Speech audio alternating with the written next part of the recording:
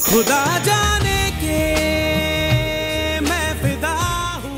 Ranbir দীপিকার onscreen chemistry গড়িয়েছিল বাস্তব জীবনেও। তাদের প্রেম নিয়ে বেশ চর্চাও হতো দর্শক মহলে। এত জনপ্রিয় জুটিরও সম্পর্কের নাম বদলেছে সময়ের সঙ্গে।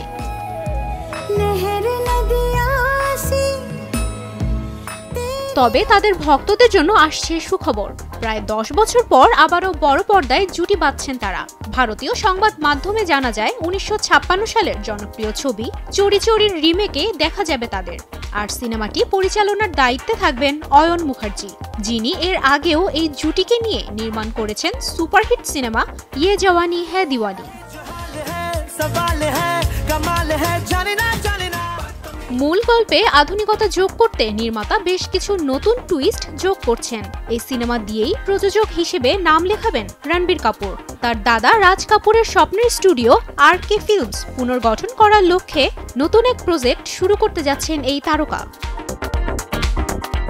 সিনেমাটি নিয়ে এখনো আসেনি কোনো আনুষ্ঠানিক বিবৃতি, তবে ছবির প্রি প্রোডাকশনের খবর ভাসছে বলিউডের বাতাসে। শুটিং শুরু হতে পারে আগামী বছরই।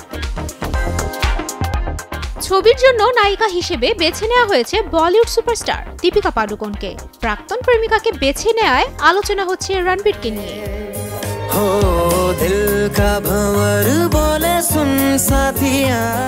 বাচনা এ হাসিনো, ইয়ে জওয়ানি হ্যায় দিওয়ানি, তামাশা প্রতিটি ছবিতেই প্রশংসা কুড়িয়েছে এই জুটি। এবার দেখার পালা ব্যক্তিগত সম্পর্কের জটিলতা ছাপিয়ে পর্দায় তাদের দুর্দান্ত অভিনয় কতটা মুগ্ধ করে দর্শকদের। তুবাইশি বুশরা, স্টার নিউজ।